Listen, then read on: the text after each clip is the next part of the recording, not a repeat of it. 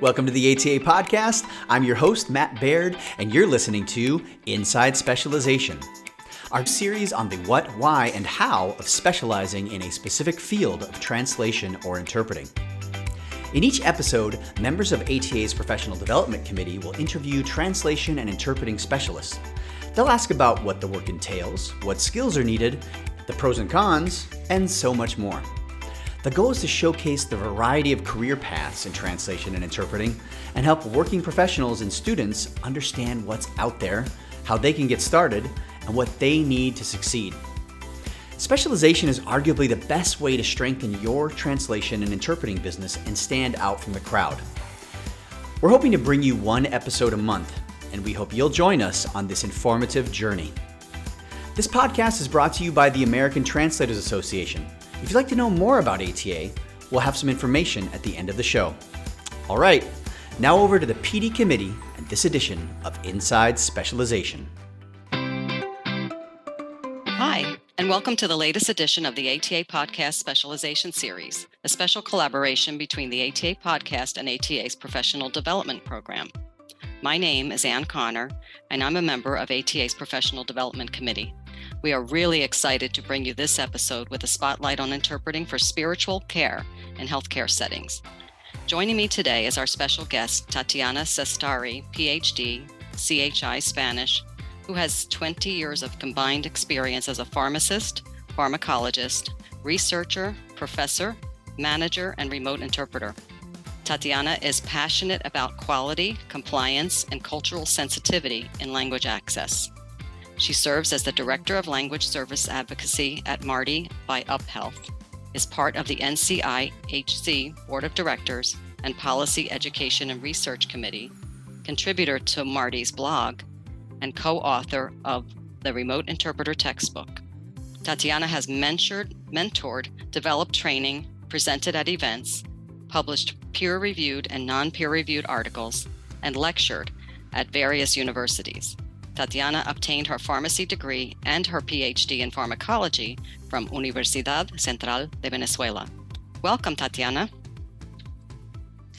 Thank you, Anne, and thank you to the ATA. It's an honor to be here, to be interviewed by you, of course. And this is a wonderful opportunity to talk about a topic that I'm very passionate about. So before we start, if it's okay, I would like to share that I'm not a chaplain or an expert in religions. I'm a healthcare interpreter who got interested in talking about a topic that not many people are willing to discuss because it's a very sensitive one. So I basically observed and experienced from joy to frustration and everything in between from interpreters and spiritual care providers when I was interpreting full time. I also noticed that there wasn't much training available, so I decided to do some research and develop training about this topic. And I still consider it a work in progress. So thank you again. Sure, thank you. The pleasure is all ours. And I actually attended your presentation at the ATA in Minneapolis, and that's why I wanted to interview you. So here's my first question. Why is interpreting for spiritual care a difficult topic in healthcare interpreting? Wow. Well, I think it is because the topic touches human beings deeply. For that reason, people don't want to talk about it. The debate seems to be limited by how taboo human beings have made this subject, or because many would like to be respectful of people's different beliefs. And by not talking about that, we think we are being more respectful or that we're at a better place because we don't have to deal with a potential conflict. Or it can be a combination of all the things I just mentioned, right? So there's a lack of training about this topic for healthcare interpreters. So I feel like that's part of the difficulty. Agreed. Why is interpreting for spiritual care so important? Oh, wow. I think it goes with what I just mentioned, that spiritual care is part of healthcare. It's something that touches us deeply. And in many cases, it's a very important part of our health, right? So this topic has been documented, has been researched and recognized for its importance. And I see that many patients and families rely on their spirituality to either seek recovery or to cope or even to find peace in any situation or with any outcomes that they face when they are in a vulnerable situation at a hospital or in a healthcare facility or something like that. That's true. And I always hear in hospitals these days that the mind, body, spirit connection is more recognized than it ever used to be. I don't know if you find that. Yes, definitely. And I think for some years, we kind of moved away from that a little bit, or it was not talked about. And now it's coming back because we realize that, a holistic approach to healthcare is a lot more, I guess, not only efficient, but also more effective. I agree. Also, how is interpreting for spiritual care similar or different from other healthcare related topics? Oh, wow. I can be talking about this for hours, but I'm going to summarize it this way. The similarities I see have to do with the fact that we interpret for many things that we don't agree with, or things that we don't follow or we don't practice. I can give you examples like bottle breastfeeding, sex change, diets, circumcisions, profanity, abortions. I can go on and on, like breast augmentations, blood transfusion, cochlear implants, and things like that. And many, many other topics, of course. And for those topics, we interpreters find reliable resources and study the terminology. And honestly, we don't typically follow what is being advised in a medical session. So even if we have interpreted that content 10 times in a day, because sometimes that happens for remote interpreters, we don't necessarily follow that practice because we have repeated it. So the similarity in a shorter version would be, it's another topic that we have to research. We have to learn the terminology, or at least learn how to manage the session when we're faced with a spiritual care conversation. So that to me is one of the similarities. A difference will be that in many cases, when you're interpreting for spiritual care, you are faced with fixed vocabulary. And no matter how good of an interpreter you are, if you have never used that fixed vocabulary in your working languages, you're not going to be able to transfer the message accurately. It's almost impossible. And whoever is even a little bit aware of that, like somebody hears a prayer that has fixed register and tries to convey the message in another language, it will sound completely different than what those who, let's say, pray that prayer are used to. So to me, that's one of the differences and also the difficulties. But another difference is that sometimes these highly emotionally charged situations that may affect the interpreter more or at a deeper level than other topics. So what, for example, you are the interpreter and you share the same faith as the patient, and there's a prayer or a ritual happening during the interpretation, you may, be touched more, at a deeper level than with other topics. So that to me it's also a difference. I think those would be the main ones. That makes sense. Yeah, I mean, especially end of life, like last rites or whatever, that would be really difficult, I think. And by fixed register, do you mean like the old fashioned, some of the older prayers, or you mean like the poetic nature of a lot of prayers?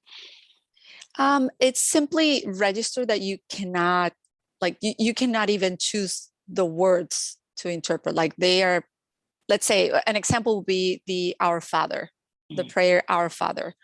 If you hear it in one language and you have no idea how to say it in the other language, as you try to interpret, it would not make any sense to the person who knows the the actual prayer in the other language.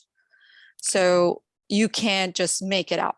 You have to either know it or have the text in front of you and read it in that other language.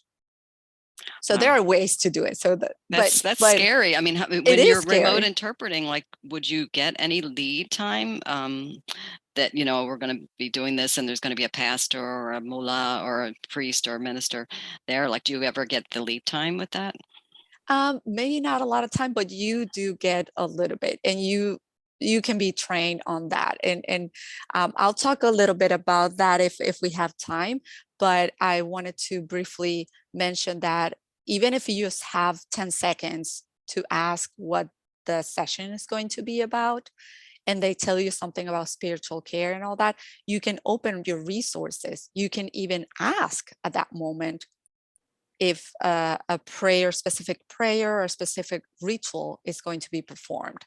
So you can open your resources. Of course, you have to pre-select the resources ahead of time, so that you always have them ready for when you need to use them. But you can definitely do it.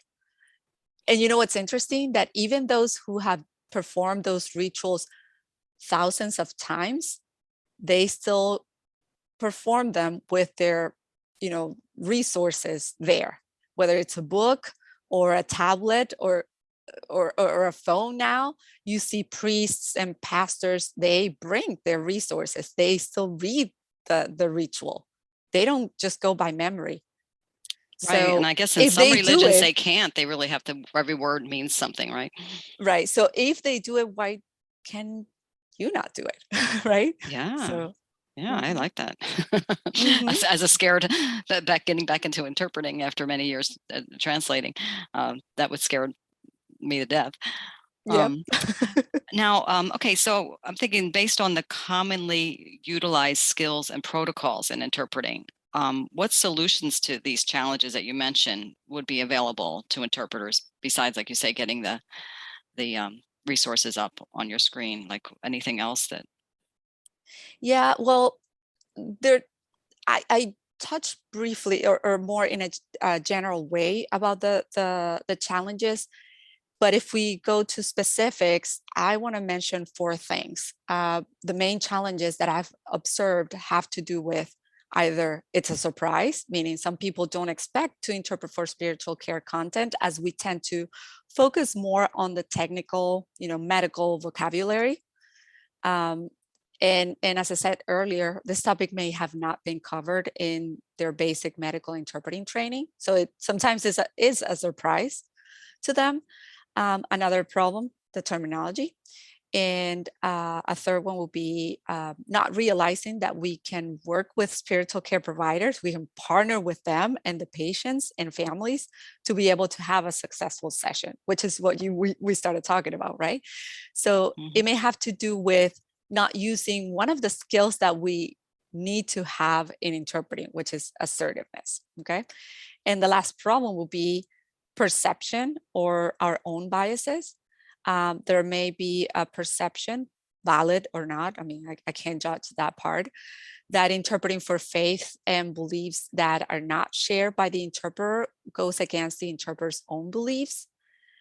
What I could say about that in cases of spiritual care sometimes is that it's not perceived that the participants' words are not the interpreter's words. Like, at that moment, for some reason, we start thinking that now what I'm interpreting is my words, and and that doesn't apply.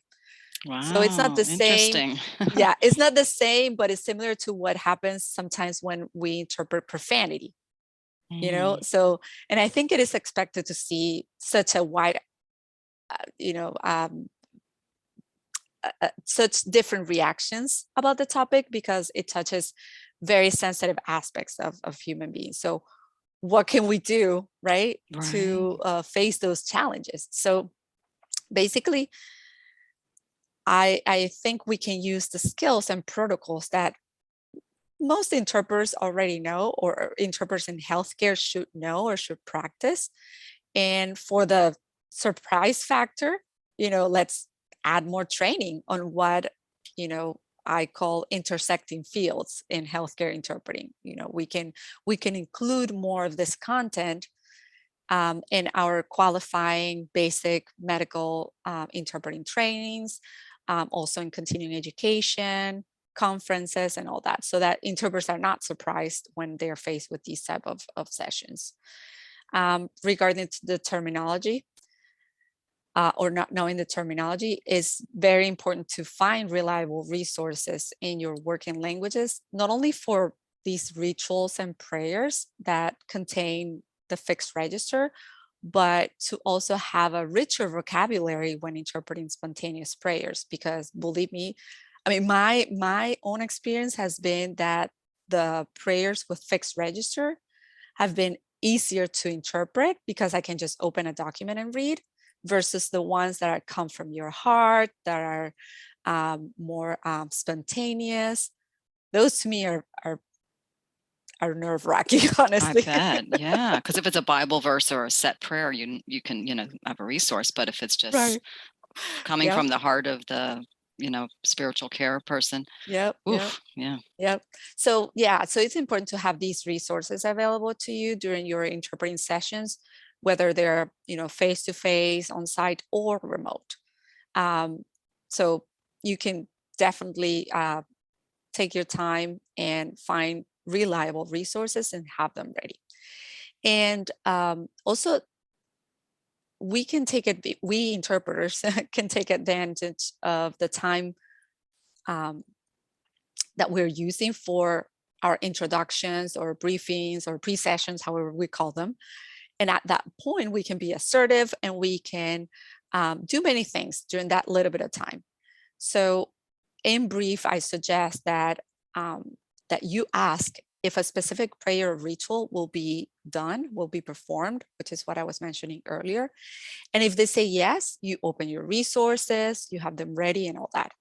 If you don't have resources, you communicate this with them. You tell them what's going on and provide options on how you can still help in the session. Now, if the answer to performing a prayer or a ritual, like a specific prayer or a ritual, is no, then you need to be ready to interpret those prayers that are spontaneous or come, from the inspiration of the moment. So it's a good thing if you work on your vocabulary for these type of opportunities, right? And I say opportunities sure. because they are, opportunities for growth.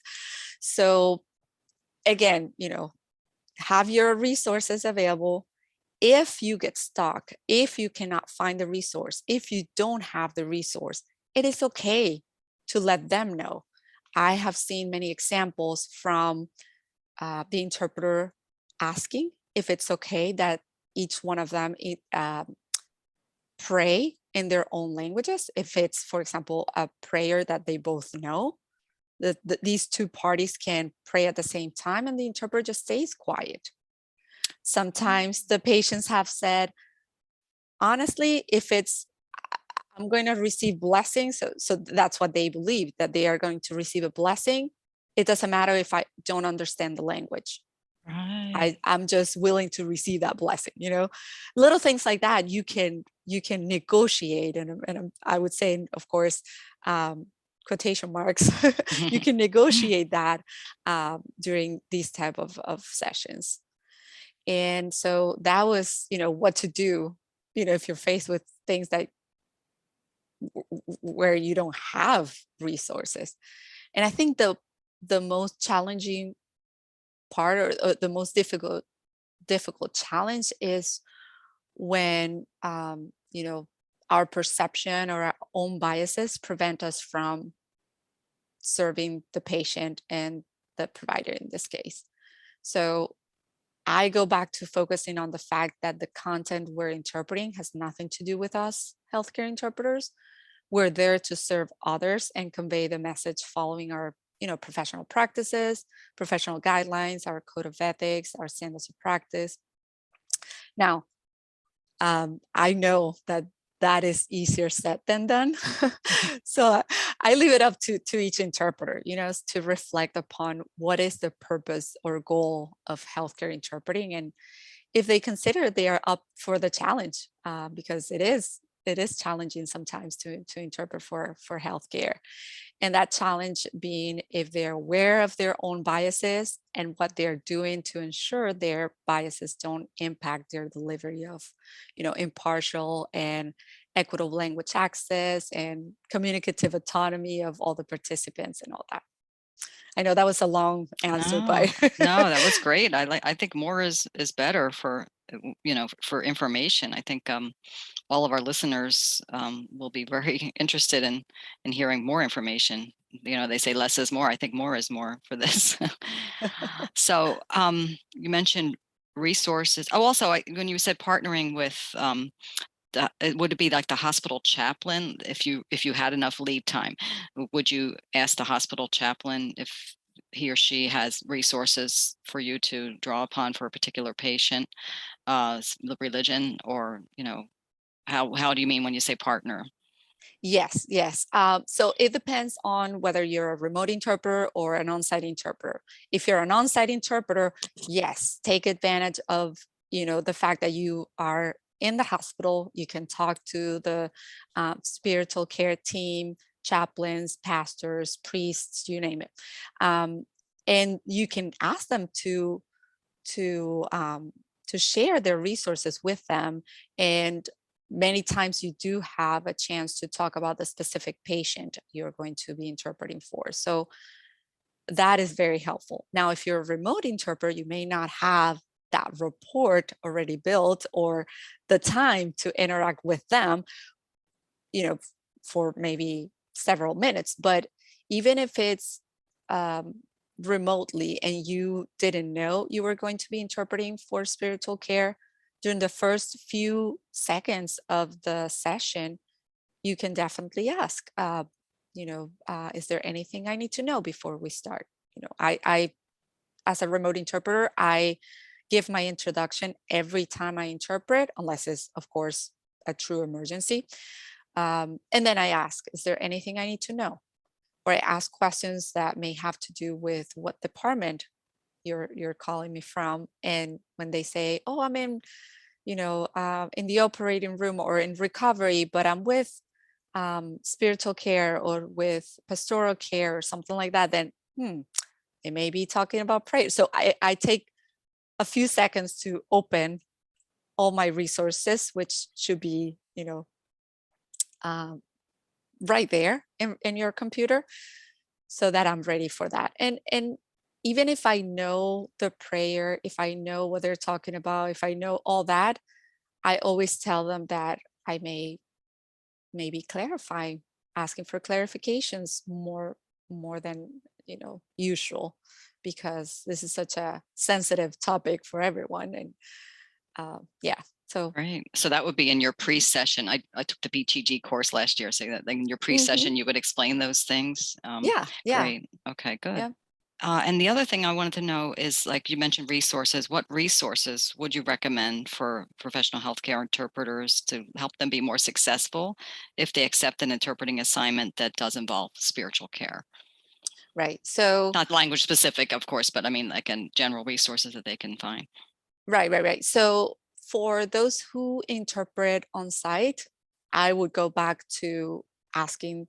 I mean, of course, you can find books, and maybe you're allowed to use a tablet. I don't know if you are, then you can have, of course, online resources with you. But if not, probably if you don't want to be carrying a lot of books, you may want to partner with your spiritual care department, so that they share those resources with you, so that you may have a booklet or a couple of books about that. And whenever you're going to be interpreting for them, you take them with you, and you can find the equivalent of those in your other languages. Many times they know a little bit, or they may know the official stores to buy those type of resources. Now, if you're a remote interpreter or an interpreter who's allowed to have access to technology while interpreting, There are many websites, and of course I can share these with you. You can post them somewhere, or maybe Okay. I can read you in general. Yeah. There's, for example, Catholic Online. And what I'm going to mention right now are examples of multilingual websites Okay. that can be helpful for professional development within this topic, but also as resources to carry with you or to have with you. So Okay, one of those, CatholicOnline.com. Catholic Online, it's Catholic, it's www.catholic.org. Oh, okay. /prayers, for example, but you can find more things there, of course. Okay. Another example is the Book of Common Prayer according to the Episcopal Church, and that is BCP, so B as in boy, C as in cat, P as in Paul, online.org. Okay.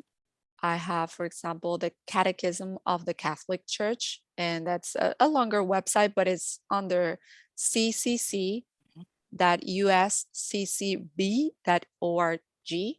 So that is, and then the next one will be the Book of Mormon. It's also a long website, but it's under churchofjesuschrist.org. Again, churchofjesuschrist.org. Okay. I have a website for Jehovah's Witnesses. It's jw.org, and they have them in multiple languages. I have a website for the Bahá'í faith, and it is Bahá'í, BAHAI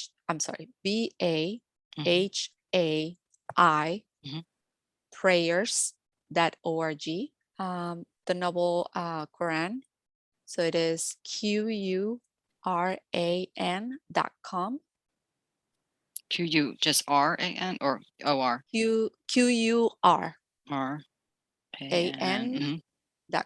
www. So yeah, so those are resources that I've found not only while interpreting, but also in some books that I've read as well. Oh, okay. Yeah, so like religions like Islam and Judaism, where all the prayers are done in either Arabic or Hebrew, as far as I know, that would be one of the cases that you mentioned where you can kind of let the patient and the cleric or whoever their pastoral counselor there pray together, right? Because I'm pretty sure that's the case with the Judaism and Islam, no matter what country you come from. And of course, with the different Christian rites, some of them are, Armenian and Albanian and Chaldean Catholics and things like that. Their rites would be in their language, right? So that probably the cleric, 99% chance you would have the cleric there that could, would also do those prayers in those languages. That's fascinating. That's really fascinating. Yeah.